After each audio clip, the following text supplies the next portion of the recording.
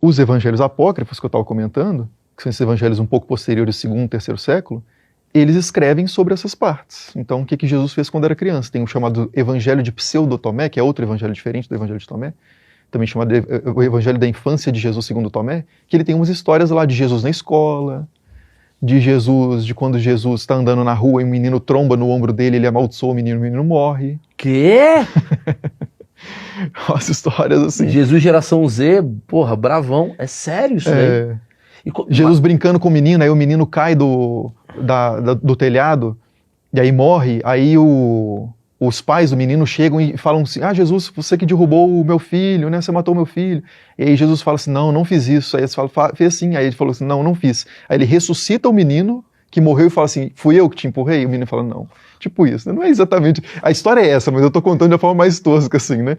Mas depois no canal lá tem o vídeo sobre o Evangelho da Infância de Jesus, segundo Tomé. Mas assim, continuam surgindo textos para tentar dar conta dessas lacunas. Puta, mas isso daí não é um grande problema para um historiador como você? Porque parece que mistura-se fantasia com... Né? Porque quem acredita na história de Jesus, eu acho que tem uma coisa histórica, social, quando lê isso, fala, porra, vocês estão cagando toda a história, né, espiritual da coisa toda. Porque óbvio que minha mãe, que é extremamente católica, ela vai falar, óbvio que Jesus não matou ninguém, minha mãe vai ficar brava com essa história. Pois é, mas olha só, os evangelhos apócrifos não foram escritos por anticristãos, foram escritos por cristãos também. Eram pessoas que tinham outra compreensão e outras tradições sobre Jesus, e muitas delas passaram a integrar o imaginário católico, inclusive, a doutrina católica. Quem que é a mãe de... Quem são os avós de Jesus? Santana, né, Ana e Joaquim. São os pais. Santana e São Joaquim. Não aparece isso nos evangelhos.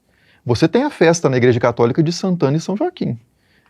De onde que isso vem? Isso vem de um evangelho posterior, que é o evangelho de Tiago, que é um evangelho apócrifo. Então, que conta essa parte. Quer dizer, evangelho não apócrifo... entrou na Bíblia, e não é o livro de Tiago. Tem um livro na Bíblia que é, que é a Carta de Tiago, que é outro texto. Estou falando do Evangelho de Tiago, também chamado de Evangelho do Irmão de Jesus, que fala sobre essa infância de Maria, porque também tem essa lacuna. Meu Deus. Tá, de onde que veio Maria? Você precisa contar alguma coisa. Se isso é verdade ou não é outra coisa, mas você precisa contar alguma coisa. Cara, mas é por isso que eu falo, desculpa te interromper mais uma vez, que é, a partir de 1970, ficou mais fácil a gente contar as histórias, porque tem registro mesmo. 2026, então, tem até demais. Porque os stories já são registro para tudo. Naquela época não existia nem stories, nem TV, tampouco escrita. Então, entendi o que você está dizendo. Quer dizer, os evangelhos apócrifos, então eles podem contar qualquer coisa. E ainda digo mais, é quase como se a Bíblia tivesse uma curadoria que fala, esses textos não vão entrar aqui porque não fazem muito sentido. Foi meio isso, né? É, mas essa curadoria é um pouco diferente do que o pessoal costuma imaginar, assim, pelo Código da Vinci e tal. Tem umas abordagens a isso que parece que, tipo assim, o pessoal se sentou numa mesa redonda, com um monte de livro, e falou assim, não, esse aqui cabe, esse aqui não. Isso daqui é marketing, isso daqui não... Entendi. Isso nunca aconteceu. A curadoria foi orgânica, porque história circulando, desde o início o pessoal tem uma certa opinião. Tá, isso aqui faz sentido, isso aqui não faz sentido. Isso aqui eu sei que não é porque eu conheci fulano de tal. Entendi. Porque eu já li um livro aqui que falou isso. Entendi. Aí então, historicamente, você já tem textos que ganham peso pelas comunidades cristãs. O resto é um spin-off. Vamos botar assim na linguagem do jovem moderno. É um spin-off. Mas para algumas comunidades menores, eram seus livros canônicos, centrais. Caraca, velho. Teve livro canônico que pegou a história que Jesus, então, ressuscitou uma criança. Canônico para um grupo pequeno, não está na Bíblia atual, bem, né? Mas caramba, que doideira.